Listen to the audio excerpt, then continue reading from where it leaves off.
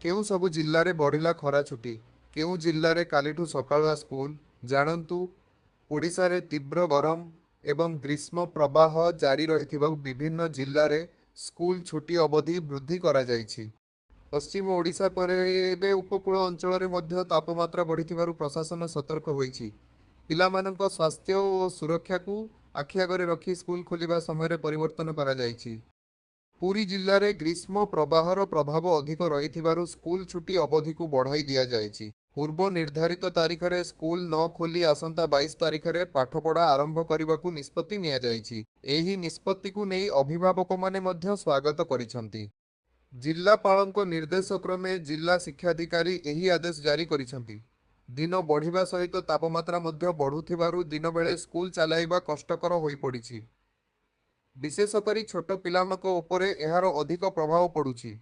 ଅନ୍ୟପଟେ ଖୋର୍ଦ୍ଧା ଜିଲ୍ଲାରେ ସକାଳୁଆ ସ୍କୁଲ କରାଯାଇଛି। ଜିଲ୍ଲା ପ୍ରଶାସନ ପକ୍ଷରୁ 19ରୁ 25 ତାରିଖ ପର୍ଯ୍ୟନ୍ତ ସକାଳୁଆ ସ୍କୁଲ ପାଇଁ ନିର୍ଦ୍ଦେଶ ଦିଆଯାଇଛି। ସକାଳ 6:30ରୁ 10:30 ପର୍ଯ୍ୟନ୍ତ ଶ୍ରେଣୀ ପାଠପଢ଼ା ଚାଲିବ। ଏହା ପୂର୍ବରୁ ସୁବର୍ଣ୍ଣପୁର ଓ ଅନୁଗୁଳ ଜିଲ୍ଲାରେ ମଧ୍ୟ ଖରା ଛୁଟି ବଢ଼ାଯାଇଥିଲା। ଏହି ଦୁଇ ଜିଲ୍ଲାରେ 20 ତାରିଖ ପର୍ଯ୍ୟନ୍ତ ସ୍କୁଲ, କଲେଜ ଏବଂ ଅଙ୍ଗନବାଡି କେନ୍ଦ୍ର ବନ୍ଦ ରହିବା ନେଇ ନିଷ୍ପତ୍ତି ନିଆଯାଇଛି। ହିଟ୍ ୱେଭ୍ ପରିସ୍ଥିତିକୁ ଦେଖି ଏହି ପଦକ୍ଷେପ ନିଆଯାଇଛି। ଗତ କିଛି ଦିନ ଧରି ରାଜ୍ୟରେ ମୌସୁମୀ ପ୍ରବେଶ କରିଥିଲେ ମଧ୍ୟ ଆଶା ଅନୁଯାୟୀ ବର୍ଷା ହୋଇନାହିଁ। ଫଳରେ ଗରମ ଓ ଗୁଳୁଗୁଳି ଲୋକଙ୍କୁ ଅସ୍ତବ୍ୟସ୍ତ କରୁଛି। ଅନେକ ସ୍ଥାନରେ ଦିନବେଳେ ବାହାରକୁ ବାହାରିବା କଷ୍ଟକର ହୋଇପଡ଼ିଛି। 20 ତାରିଖ ପର୍ଯ୍ୟନ୍ତ ଛୁଟି ବଢ଼ାଯାଇଥିବାରୁ ମଝିରେ ରବିବାରକୁ ଛାଡ଼ି 22 ତାରିଖରେ ପୁଣି ସ୍କୁଲ ଖୋଲିବାକୁ ନିଷ୍ପତ୍ତି ହୋଇଛି।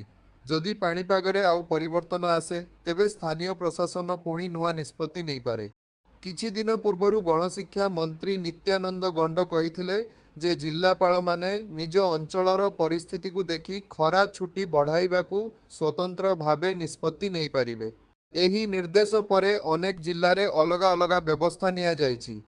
ଅନୁଗୁଳ, ସୁବର୍ଣ୍ଣପୁର, ନୂଆପଡ଼ା ଓ ପୁରୀ ଭଳି କେତେକ ଜିଲ୍ଲାରେ ସ୍ୱତନ୍ତ୍ର ନିଷ୍ପତ୍ତି ହୋଇଥିବା ବେଳେ ଅନ୍ୟ ଜିଲ୍ଲାଗୁଡ଼ିକରେ ପୂର୍ବ ଘୋଷଣା ଅନୁଯାୟୀ ସ୍କୁଲ ଖୋଲିବାକୁ ପ୍ରସ୍ତୁତି ଚାଲିଛି। ସ୍ଥାନୀୟ ପାଣିପାଗ ଅନୁସାରେ ନିଷ୍ପତ୍ତି ନିଆଯାଉଛି। ବର୍ତ୍ତମାନ ସମସ୍ତଙ୍କ ନଜର ମୌସୁମୀ ବର୍ଷା ଉପରେ ରହିଛି। ଯଦି ଆଗାମୀ କିଛି ଦିନ ଭିତରେ ଭଲ ବର୍ଷା ହୁଏ, ତେବେ ତାପମାତ୍ରା କମିବା ସହ ପରିସ୍ଥିତି ସ୍ୱାଭାବିକ ହେବ। ସେ ପର୍ଯ୍ୟନ୍ତ ଛାତ୍ରଛାତ୍ରୀଙ୍କ ସୁରକ୍ଷାକୁ ପ୍ରାଥମିକତା ଦେଇ ପ୍ରଶାସନ ପଦକ୍ଷେପ ଜାରି ରଖିବ।